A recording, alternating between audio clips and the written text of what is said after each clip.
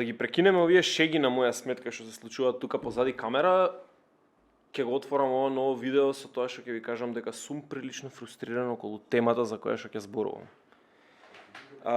Не е поврзано со дресот кој што го носам, чисто случајно се тоа што се поклопуваат боите на едниот и на другиот клуб, ама денеска зборувам за Милан, нели клубот за кој што најавивам од топ 5 лигите. Денеска зборувам за Милан и за нивните маки во јануари.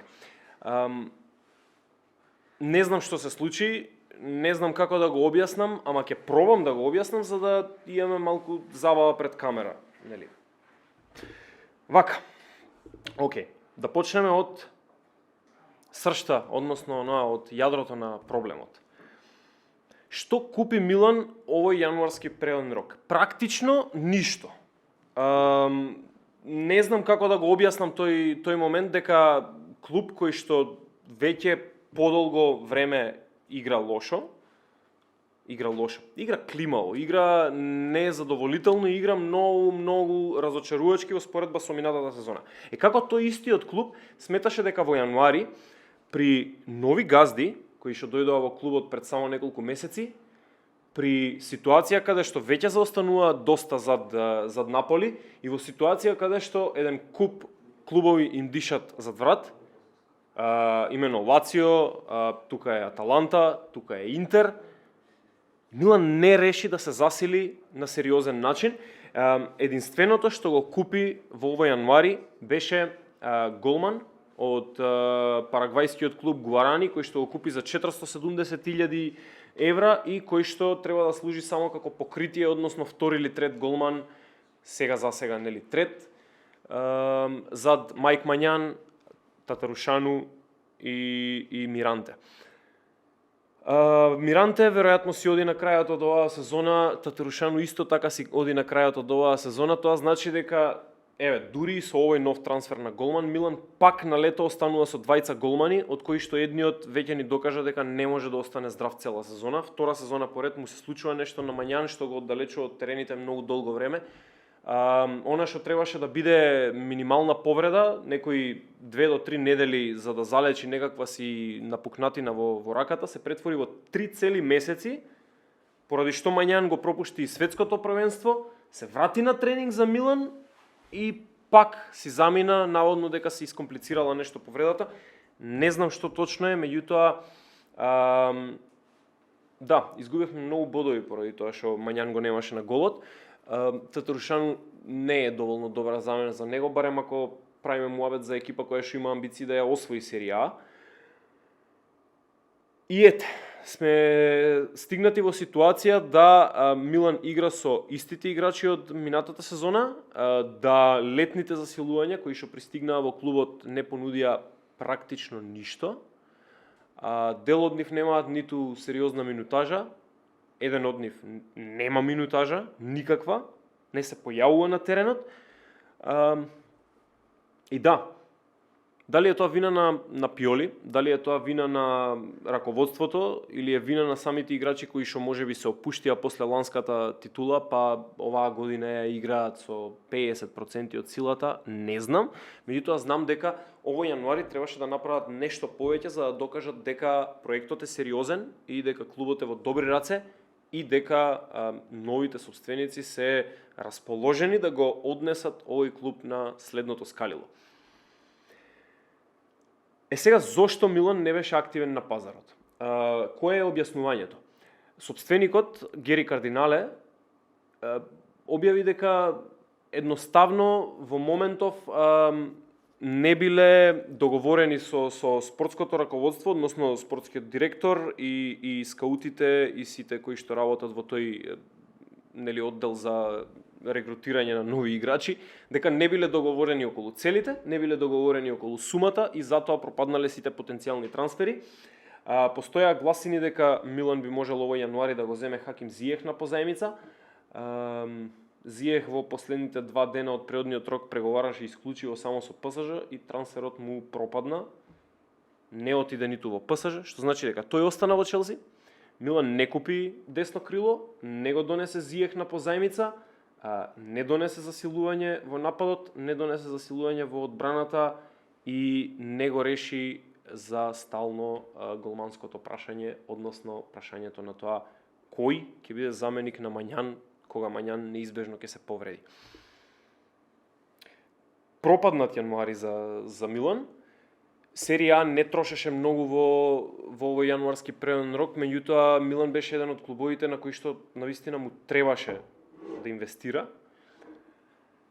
На што нели мора да го поставиме прашањето, имаат ли всушност пари новите собственици? Навивачите на Милан верувам дека многу посериозно ќе го доживеат ова прашање, бидејќи веќе еднаш се изгоревме така во претходниве 2 години.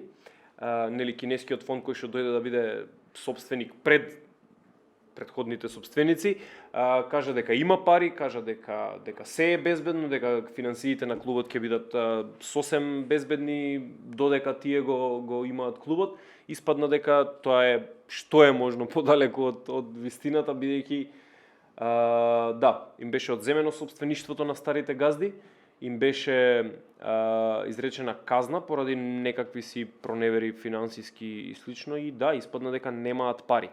Сега, Гери Кардинале, новиот собственик, е собственик исто така и на неколку европски фудбалски клубови, и на кошаркарски клубови, и на НФЛ клубови.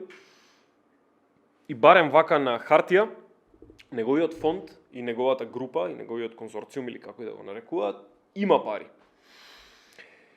Зошто не ги троши во Милан, не објаснило. Имаме некои петорица играчи кои што беа донесени од старото раководство, нели на добра волја на старото раководство, да се донесат засилување и да го остават клубот во добри раце. Ајде ќе ги набројам тие играчи и ќе пробам да објаснам што е проблемот со нив. Де Кетеларе, најскапиот трансфер на Милан последниве неколку години, едноставно не ја најде формата од почеток на сезона. Првите 10 кола имаше минутажа, од тогаш натаму се користи исклучиво како опција за ротација, ги добива најчесто стартовите против многу послаби екипи и сега за сега нема некој крајен продукт. Верувам дека ќе биде добар фудбалер, меѓутоа сега за сега инвестицијата не се отплаќа само од себе. Потоа го имаме Малик Тио, германски стопер, 20 годишен, кој што пристигна во Милан нели со многу големо ветување како младински репрезентативец на Германија. Очекувавме дека веднаш ќе влезе во таа некоја стална ротација и дека ќе се задржи таму. Малик Тио доби 3 или 4 настапи, беше клучен во една победа, ако не се лажам, против Самдорија, кога имаше 2 правовремени блокови при самиот крај на надпреварот и ништо поеќе не видовме од него. Сега практично како да не постои.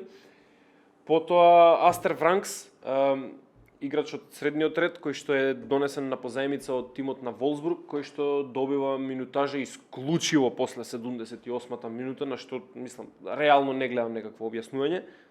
Што и да може да покаже, не може да го покаже за 12 минути, тоа дефинитивно. Мислам, не може да се испоти за 12 минути, професионален фудбалер е. И ајде да завршиме со Дест, еден од играчите што стварно не знам што бараат во Милан. Знам дека им завршивме работа на Барселона, да им го тргнеме од платниот список и да го земеме на позајмица и за да нели тие да го поминат финансискиот ферплеј, меѓутоа не гледам што бара во клуб како Милан. И завршувам со Јасин Адли, французинот кој што пристигна од Бордо, кој што имаше огромно ветување, го купија уште ланскиот јануари, беше оставен на полугодишна позајмица во Бордо и еве сега конечно пристигна, доби шанса во првите 3 надпревари и од тогаш нема воопшто ни минута одиграно. Многу чуден случај, многу чудно беше и однесувањето на Милан овој јануари да се одлучи да не купи ништо, да не ја засели ни таа десна крилна позиција каде што е нели најголемиот минус. Но се навикнавме некако највачите на Милан, нели една екстремно добра работа да следат потоа некои десетина прилично лоши работи. Тоа е тоа. Океј, ајде да сумираме. Што можеме да очекуваме на лето? Па, се надевам повеќе трошење. Милан сега има доста позиции кои што може да ги засили и се наоѓа во ситуација каде што двајца од голманите ќе мора да се пензионираат на крајот на сезоната, односно барем го најавија тоа, дека се пензионираат на крајот на сезоната, што значи дека во лето веројатно ќе се купува уште еден нов голман, веројатно ќе мора да се вложат пари во нов стопер, бидејќи Симон Кјар по повредата едноставно не е тоа. Веројатно ќе треба да се засили десната крилна позиција ако Милан реши да остане во борба за топ 4 и наредна сезона, и многу веројатно ќе треба да се бара замена за сериозна замена за напаѓачката позиција, бидејќи Жиру има 37 години и му се спрема нов договор, а Ибра има 41. Нема врска. Да. Тоа е тоа. Се надевам дека во лето ќе бидам многу порасположен со епизодата за Милан и со нивниот трансфер период и со сето тоа што го направија. Нели знаете веќе дека Кансело нема да потпише за Бајерн, ќе потпише во Милан и ќе ни ја реши десната бековска позиција, а Калабрија ќе го дадеме во Манчестер Сити како некој вид на некоја си почтета, знаеш, да си попунат таму простор. Јас бев Кирил, вие гледавте скратен корнер. Пишете ни што мислите за серија А и за Милан и за нивното нетрошење во овој преден рок и не знам, пишете им на другарите дека сакате скратен корнер.